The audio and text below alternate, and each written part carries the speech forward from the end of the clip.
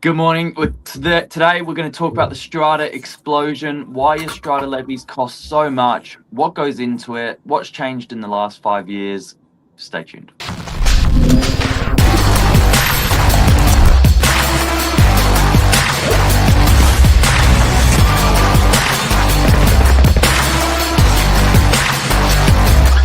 I'm the ringleader, so listen up.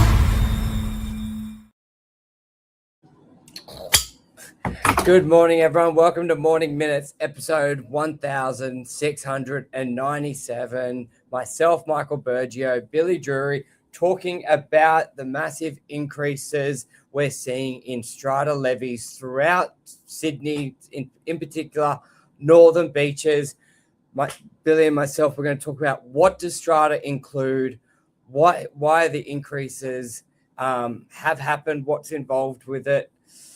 Billy, it comes up with nearly every sale. We sell a lot of strata properties. Yeah.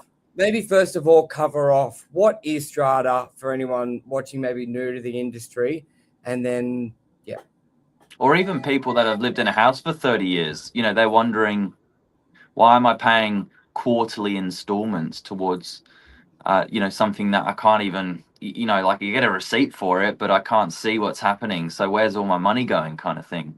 And it's like there's no pool or spa. Like, why is it so high? That's right. Look, strata, this is super relevant. 1 in 7 Australians now live in a strata scheme. So if you're not in a Torrens title house, you're probably in strata, and it means that your bills are divided over a particular number of heads, in the building.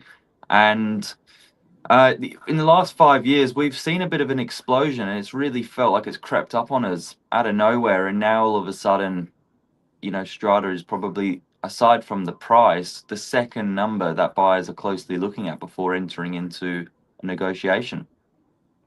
Yes, and so to give a background, so what is strata is obviously when you have a Torrens title property, there you are the sole owner of that land. But strata, if you think of it, a larger building, maybe 10 units in it, divided up by 10. Now there is parts of the strata that you own exclusively, like your unit. You can paint it, you do what you like, and then you've got common property. But Correct. A lot of people just think strata, it's just for the cleaning of the foyer. I don't have a pool. We don't have a gym. Why is it like, what else does it cover? Now, just to give a bit of an explanation, so what do your strata levies pay for? Building insurance, public liability insurance, strata management fees, cleaning of the common areas, gardening and landscaping, common area electricity, water for the common area, fire safety inspections and compliance, security systems, lift services, if applicable, repairs and maintenance, pest control, winding and cleaning, contribution to the capital fund for future major works, which is a big one as well. A lot of people hear of, we've got a special levy of 50 grand coming up. And I'm not sure if anyone watched for the people who watched the morning minutes we did on waterproofing, where a lot of people, when they hear waterproofing a bill, they think it's because of a bad bill. But through our research chatting to builders, the waterproofing protection is only supposed to last 10 or 20 years. So if you're in a 40-year-old building and they're doing the waterproofing, again, it's not because it's a bad build. It doesn't mean you shouldn't buy in it. But if you know you've got to do that in 20 years and it's going to cost 100 grand, instead of waiting 20 years and hitting everyone with 100 grand bill each, the capital fund is more so, all right, let's do 100 grand divided by 20 years, divided by 4 quarters, and let's just have a little bit in the fund and a little bit extra for other things as well. So the capital works fund is a big thing as well. But I know from just a development we're working on, it was started marketing pre-COVID around 2019, 2020. We were guiding for a 2-bedroom apartment around $1,000 to $1,200 per quarter. And that's now been built. This year it was completed, and the levies we had confirmed is $1,700 to $1,900 per quarter per 2-bedroom, Yeah, which it's a big and the number. 1-bedroom's $1,100, which just feels massive.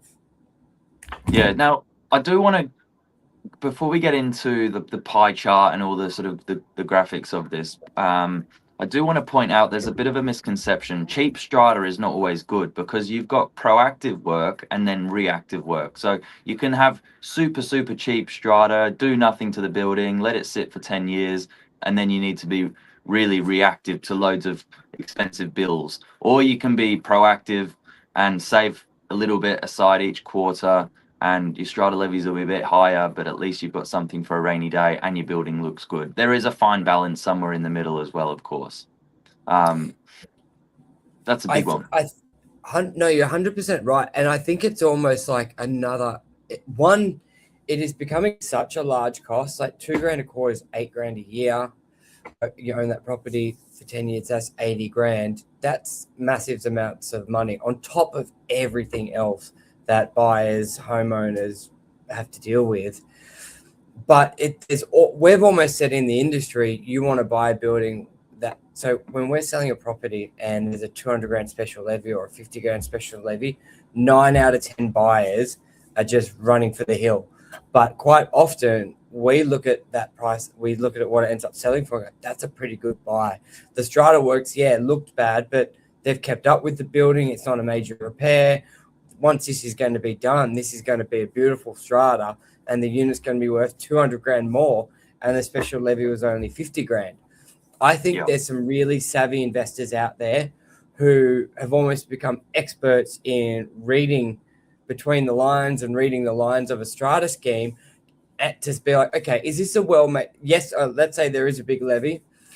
Is that a good big levy? I.e., we're just updating the waterproofing. It lasted 40 years. There's no external damage, hasn't caused concrete cancer. There's nothing else. Once we pay this, we're going to have a pretty good 10, 20 years ahead of us. Or is it one of those that, as you said, it may have had cheap strata, never maintained. The little leak turned into a bad leak, turned into concrete cancer, turned into now all the balconies have to be replaced, which we've seen from not doing the waterproofing. So ripping up the tiles, repainting it, we've now seen whole balconies have to get taken off a unit block and rebuilt.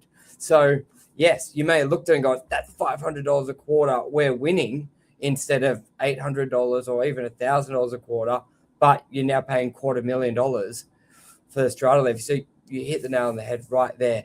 It's now become a part of, I think, the industry that agents need to be. We never really looked too closely into a strata report. Most of the time we would never even see a strata report.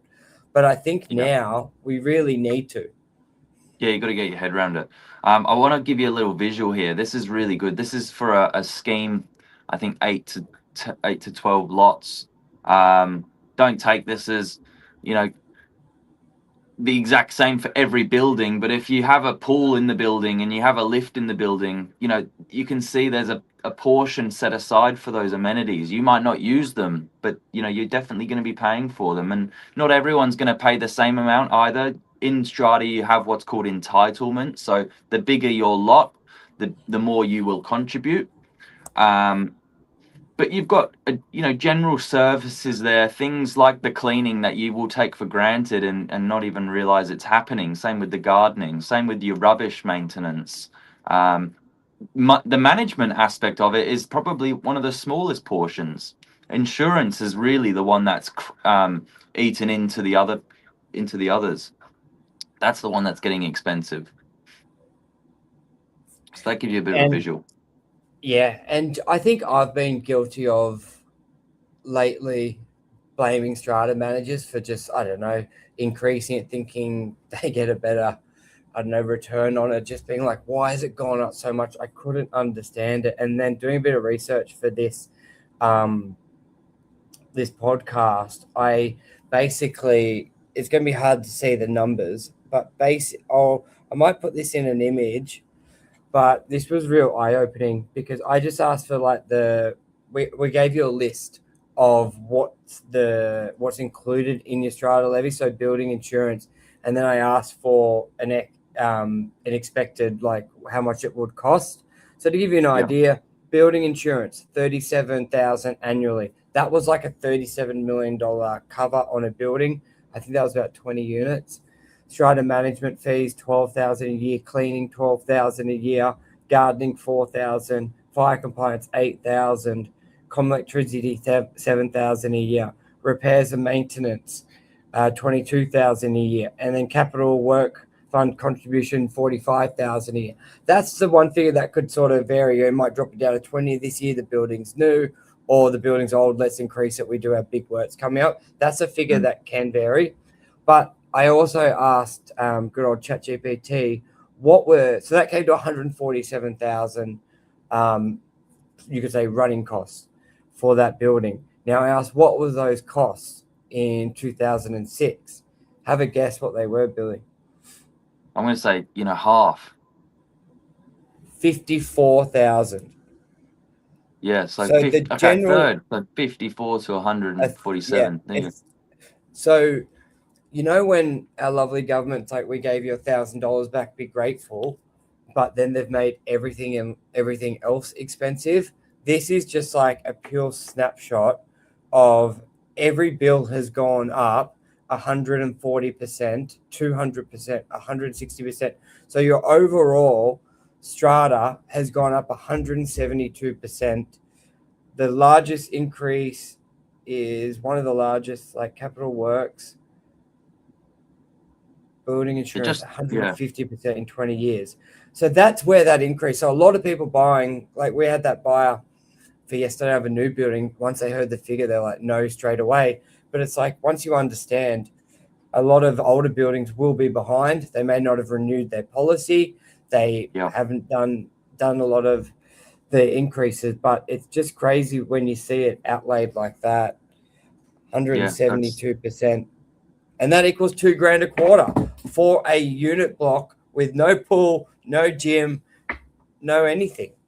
Yep, that's what we're seeing. So I guess that's the snapshot. We just wanted to give you a bit of an update this morning, like what is in your levies, why are they expensive? And I think the people that get caught off guard the most are the ones that haven't been in strata before or for a long time, or people that just don't keep their finger on the pulse. And it's like anything, what's in the realms of normal. Well, you get adjusted to that the more doors you go through. And just to quickly end on a positive, people may think, why would I buy strata? Especially if you already own a home and you're looking for your second investment. Land tax has gone up just as much. So instead of buying a house as an investment property, because you may be thinking, I'm not going to buy an investment unit, I'll just buy a house. I don't have to worry about this strata. I can insure you land tax, which you will pay if you already, anyone who owns a home on the Northern Beaches, you're over your threshold. So your second property, land tax will be applicable. And I did the numbers, like just buying a entry-level home for $2 million in DY, you're getting a $40,000 land tax bill, which is a lot more than the $8,000 a year in strata. So there's costs everywhere. You need to know them, look at them, do your numbers. But I think you nailed it on the head there. Just because the strata is $2,000 a quarter doesn't mean it's the unit you should not buy. Just because there's a special levy in the building doesn't mean you should run away from it. There's great value. There's plenty of items covered by the strata, which are valuable. Insurance is a big one. But yeah, I think that covers it. There you go. Any questions, give us a call. We sell a lot of strata. Love to help. Yes. Thank you.